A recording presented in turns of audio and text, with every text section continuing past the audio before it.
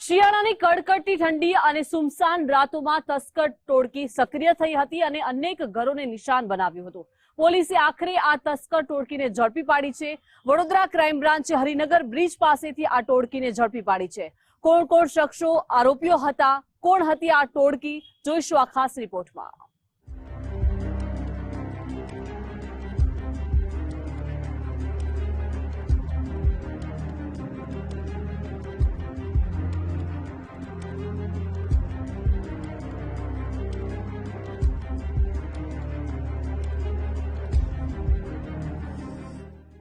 શિયાળામાં આકરી ઠંડીની જમાવટ સાથે જ ઘરફોડ ચોરીના બનાવો વધતા જાય છે।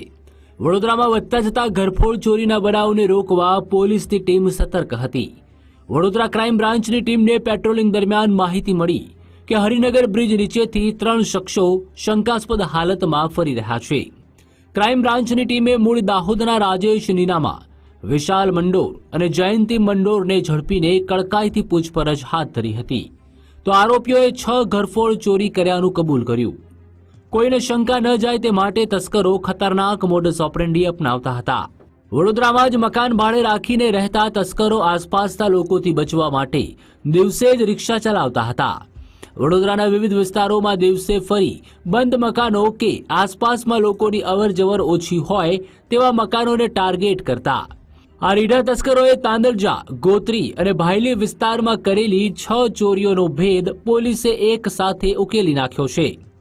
આ ત્રણેય આરોપીઓ પાસેથી પોલીસે 16 લાખ રૂપિયાનો મુદ્દામાલ જપ્ત કર્યો છે। આ તસ્કરોએ લોકોની સાથે ભગવાનને પણ છોડ્યા ન હતા। અકોટા સ્ટેડિયમ પાસે આવેલા ખોડિયાર માતાજી મંદિરનું તાળું તોડીને દાન પેટી અને મગરની મૂર્તિની ચોરી કર્યાનું પણ કબૂલ કર્યું છે। આ તસ્કરોએ ભલે 6 ચોરીઓની કબૂલાત કરી હોય, પરંતુ વડોદરા જ નહીં, રાજ્યના અન્ય શહેરોમાં પણ સંખ્યાબંધ ચોરીઓને અંજામ આપ્યાની આશંકા છે। વડોદરાના વિવિધ વિસ્તારોમાં તરખાટ મચાવનારી દાહોદની ગેંગની મોડસ ઓપરેન્ડી પણ લાંબા સમયથી પોલીસ માટે માથાના દુખાવા સમાન બની ગઈ હતી।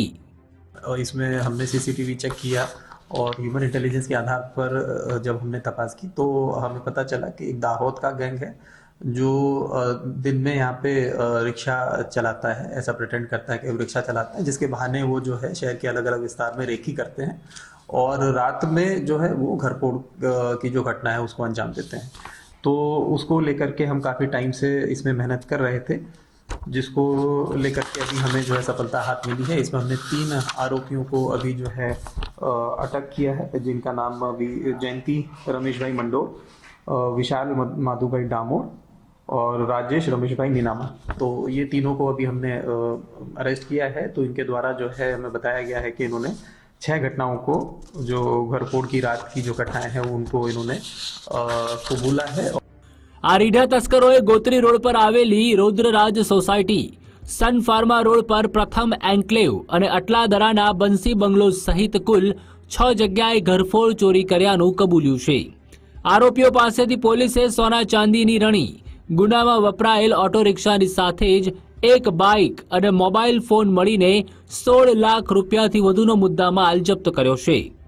આ 4 ટોળકી સોના ચાંદીના ઘરેણા કોઈ જ્વેલર્સને સસ્તામાં પધરાવતા કે રોકડમાં રૂપાંતરિત કરવા શું કરતા હતા તેની પોલીસે વધુ તપાસ હાથ ધરી છે। फिलहाल जो हमें जो पता चल पाया है वो तो ये जो 6 गुना इनके हैं उन्हीं के बारे में पता चल पाया। बाकी कहाँ कहाँ और किस जगह पे इन्होंने बड़ौदा शहर के अलावा इन्होंने घटनाओं को अंजाम दिया है उसके बारे में अभी तपास जो है चालू है। और जो बाकी और कौन लोग इनके गैंग में है उसके बारे में भी अभी तपास चालू है।